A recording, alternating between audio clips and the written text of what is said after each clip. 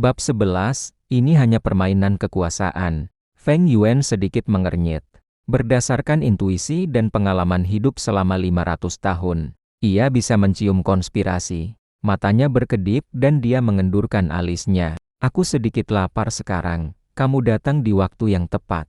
Masuklah, katanya, di luar pintu, sambil membawa kotak makanan. Shen Cui tersenyum dingin ketika dia mendengar jawabannya. Tetapi ketika dia mendorong pintu sampai terbuka, hanya tersisa ekspresi lembut di wajahnya. Tuan muda Feng Yuan, makanan dan anggurnya sangat harum. Aku bisa mencium baunya saat aku memegangi kotaknya. Suaranya manis dengan sedikit kerinduan dan pujian. Dia meletakkan kotak makanan di atas meja kecil dan mengeluarkan piring. Mengaturnya dengan baik. Makanan itu memang sangat harum dan enak. Setelah itu dia mengeluarkan 2 cangkir anggur dan menuangkan anggur. Ayo, tuan muda, duduk, pelayanmu mengerahkan keberaniannya. Hari ini dan ingin menemani tuan muda untuk minum dan kuot. Dia tersenyum seperti bunga, berjalan ke sisi Feng Yuan. Dengan berani dia memegang tangannya, dan menariknya untuk duduk di kursi dekat meja. Lalu dia duduk di pahanya dan menyandarkan tubuhnya yang lembut di dada Feng Yuan. Bertingkah seperti wanita pemalu dan penyayang, berbisik di telinganya. Tuan muda Feng Yuan, pelayanmu selalu menyukaimu. Tidak masalah apapun tingkat Anda. Saya akan selalu berharap untuk berada di samping Anda, mengandalkan Anda, dan menghibur Anda. Malam ini pelayan Anda ingin memberikan tubuhnya untuk Anda. Dia benar-benar berdandan hari ini. Dia memakai perona pipi, bibirnya seperti bubuk ceri. Ketika dia berbisik di telinganya, napas lembut dan muda, menggoda di daun telinga Feng Yuan, karena dia sedang duduk di pangkuannya. Feng Yuan bisa merasakan lengkukan tubuhnya yang masih muda, paha elastisnya, pinggang kecilnya yang ramping dan dadanya yang lembut. Tuan muda, biarkan saya memberi Anda anggur. Shen Cui mengambil cangkir anggur, mengangkat kepalanya dan menyesap. Lalu matanya terpaku pada Feng Yuan. Bibir ceri kecilnya sedikit terbuka. Perlahan membungkuk ke mulutnya. Ekspresi Feng Yuan acuh tak acuh. Seolah-olah apa yang ada di pangkuannya bukanlah seorang gadis muda, tetapi sebuah balok patung. Ketika dia melihat ekspresi Feng Yuan, Shen Cui merasa sedikit tidak nyaman pada awalnya. Tetapi ketika bibirnya hanya berjarak 1 inci darinya, dia mencibir di dalam hatinya.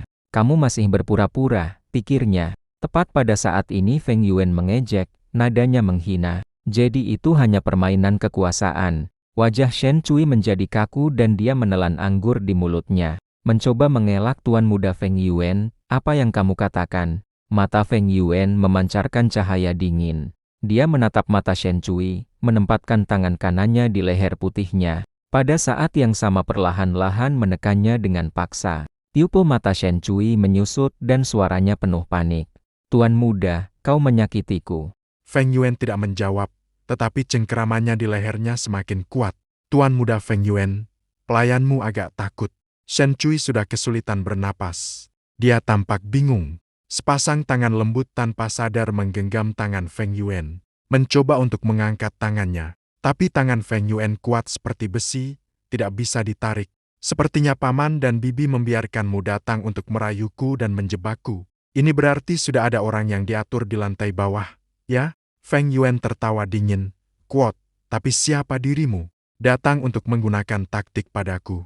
Dengan 2 tumpukan sampah daging busuk di dadamu. Saat dia mengatakan ini, tangan kirinya naik ke dadanya dan tanpa ampun meraih payudaranya yang lembut.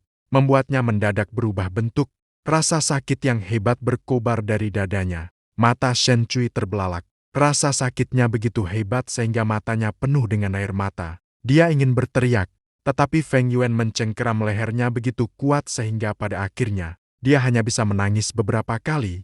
Kemudian dia mulai meronta dengan keras, karena dia benar-benar akan mati lemas. Tetapi pada saat ini, Feng Yuan perlahan-lahan mengendurkan genggamannya. Shen Cui segera membuka mulutnya dan menghirup udara dengan rakus.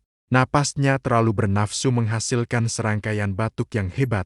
Feng Yuan tertawa ringan, mengulurkan telapak tangannya. Dia dengan lembut membelai pipinya, nadanya riang ketika dia berbicara. Shen Cui, apakah kamu pikir aku bisa membunuhmu, atau tidak? Jika Feng Yuan meraung padanya dengan suara jahat dan keras, Shen Cui mungkin benar-benar membalas dendam. Tetapi ketika Feng Yuan tersenyum dan berbicara dengan nada yang ringan, suaranya yang lembut menanyakan apakah dia bisa membunuhnya atau tidak, Shen Cui merasakan ketakutan yang mendalam dari lubuk hatinya. Dia takut. Dia menatap Feng Yuan dengan ketakutan di wajahnya. Melihat pria muda ini tersenyum dengan lebar ketika dia menatapnya. Pada saat ini, Shen Cui bersumpah pada dirinya sendiri bahwa dia tidak akan pernah melupakan matanya selama sisa hidupnya. Sepasang mata ini tidak bercampur dengan emosi sedikit pun, gelap dan mendalam. Menyerupai kolam kuno yang dalam yang menyembunyikan binatang buas yang mengerikan. Di bawah tatapan mata ini, Shen Cui merasa seperti telanjang di tengah es dan salju. Orang di depan saya pasti berani membunuh saya, mampu membunuh saya. Ya Tuhan, kenapa aku datang dan memprovokasi setan semacam ini? Hati Shen Cui penuh penyesalan. Pada saat ini dia ingin berbalik dan melarikan diri. Tetapi saat ini dia masih di pangkuannya. Dia tidak berani melarikan diri, bahkan tidak mampu mengumpulkan keberanian untuk melakukan tindakan apapun. Otot-otot di seluruh tubuhnya tegang, postur tubuhnya yang lembut gemetar, wajahnya sepucat kertas putih dan dia tidak bisa mengucapkan sepatah kata pun. Karena kamu sebagai gadis pelayan pribadi, telah melayani aku selama bertahun-tahun. Aku tidak akan membunuhmu kali ini, karena kamu ingin melarikan diri dari perbudakan. Pergi dan temukan adikku, dia bodoh dan naif. Feng Yuan menarik senyumnya dan menepuk pipinya, nadanya polos seperti air. Sambil menghela nafas, dia akhirnya berkata, kamu boleh pergi. Shen Cui bagaikan sepotong kayu saat dia berjalan dengan patuh. Dia ketakutan setengah mati, dan tidak tahu bagaimana dia berhasil pergi dari sisi setan bernama Feng Yuan. Orang-orang yang bersembunyi di bayang-bayang tampak bingung ketika mereka melihat Shen Cui keluar tampak begitu terguncang. Mereka benar-benar mengatur jebakan yang begitu indah, bahkan lebih inovatif daripada kehidupan saya sebelumnya. Hehe, bibi dan paman, kebaikanmu ini akan sangat kuingat. Tidak lama setelah Shen Cui pergi, Feng Yuan berdiri dan pergi juga. Tidak peduli apa, dia tidak bisa tinggal di kediaman ini lagi. Orang bijak melihat dan memitigasi risiko, apalagi yang bisa dikatakan setan, ketika kekuatannya tidak mencukupi. Hanya orang bodoh yang akan menempatkan dirinya dalam bahaya. Pemilik penginapan, apakah Anda memiliki kamar yang tersedia? Feng Yuan datang ke satu-satunya penginapan di desa dan meminta harga. Ya, ada kamar di lantai 2 dan lantai 3. Tidak hanya murah, kamarnya juga rapi dan bersih. Lantai pertama adalah kafetaria. Tamu penginapan bisa datang ke sini dan makan. Ada juga layanan untuk meminta pekerja penginapan membawa makanan ke kamar. Anda, pemilik penginapan itu penuh keramahan saat ia menjamu Feng Yuan. Penginapan ini adalah satu-satunya di desa, tetapi bisnisnya tidak terlalu bagus. Bahkan itu agak sepi. Hanya ketika karavan pedagang tahunan datang untuk berdagang di Gunung Qingmeo, penginapan akan penuh dengan orang. Feng Yuan sedikit lapar. Jadi dia memberikan 2 potong batu purba ke pemilik penginapan. Beri aku kamar yang bagus untukku. Dan siapkan 2 toples anggur. 3-4 hidangan berbeda. Kembalikan padaku kelebihan saldo. Siap. Pemilik penginapan itu mengambil 2 buah batu purba dan bertanya, apakah kamu ingin makan di kamarmu, atau makan di aula? Feng Yuan menatap langit. Hujan sudah berhenti dan sudah hampir sore. Dia hanya bisa makan di lobi dan langsung menuju pinggiran desa ketika dia selesai. Melanjutkan pencariannya untuk mencari harta dari biksu. Anggur bunga, maka dia menjawab, aku akan makan di aula. Penginapan memiliki ruang makan. Ada selusin meja persegi. 4 bangku panjang mengelilingi setiap meja. Di antara meja ada pilar-pilar besar dan tebal yang menopang penginapan. Lantainya ditutupi ubin marmer besar, tapi basah. Sulit untuk menyembunyikan kelembapan gunung. Ada 3 meja yang terisi dengan orang-orang. Duduk di dekat jendela, seorang lelaki tua sedang minum anggur. Memandang keluar saat matahari terbenam, sendirian.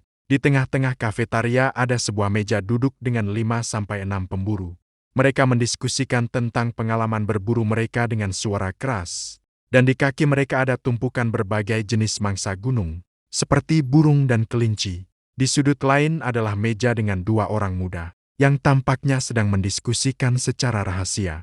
Sosok mereka tersembunyi dalam kegelapan. Sulit untuk melihat mereka, dan lebih sulit untuk mengetahui jenis kelamin mereka. Feng Yuan memutuskan untuk duduk dekat meja di dekat pintu.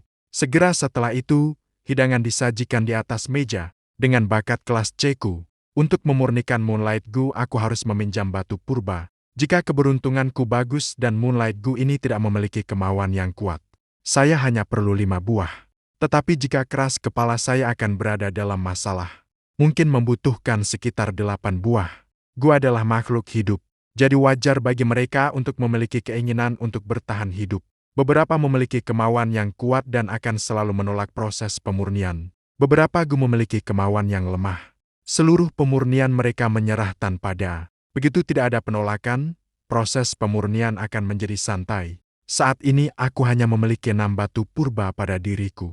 Tetapi aku memberikan 2 kepada pemilik penginapan. Jadi aku pergi dengan 4 buah. Tidak cukup. Di dunia ini batu purba adalah mata uang lokal dan memiliki daya beli sangat kuat. Keluarga normal yang terdiri dari 3 orang akan menghabiskan paling banyak 1 potong batu esensi dalam sebulan. Tetapi ketika datang ke Master Gu, konsumsi batu purba lebih besar. Feng Yuan misalnya, hanya dengan memurnikan Gu saja dia akan membutuhkan rata-rata 7 batu purba atau lebih. Dan ini hanya pada Moonlight Gu. Jika dia benar-benar menemukan cacing leka Gu, hanya untuk memurnikannya dengan bakat kelas Feng Yuan, dia akan membutuhkan setidaknya selusin lebih banyak. Dengan kata lain, sekarang situasiku adalah bahkan jika aku menemukan cacing leka Gu, aku tidak memiliki batu purba untuk memurnikannya, namun aku masih perlu mencarinya, karena ada kemungkinan besar bahwa harta dari Biksu Arak Bunga memiliki banyak sekali batu purba. Ini bukan deduksi yang sulit. Biksu Arak Bunga adalah Master Gu peringkat 5.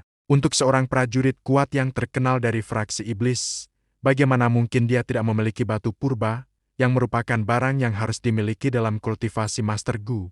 Bagaimana menurutmu? Tentang apa yang dilakukan Feng Yuan? Jangan lupa like dan subscribe untuk mendengar cerita lebih lanjut.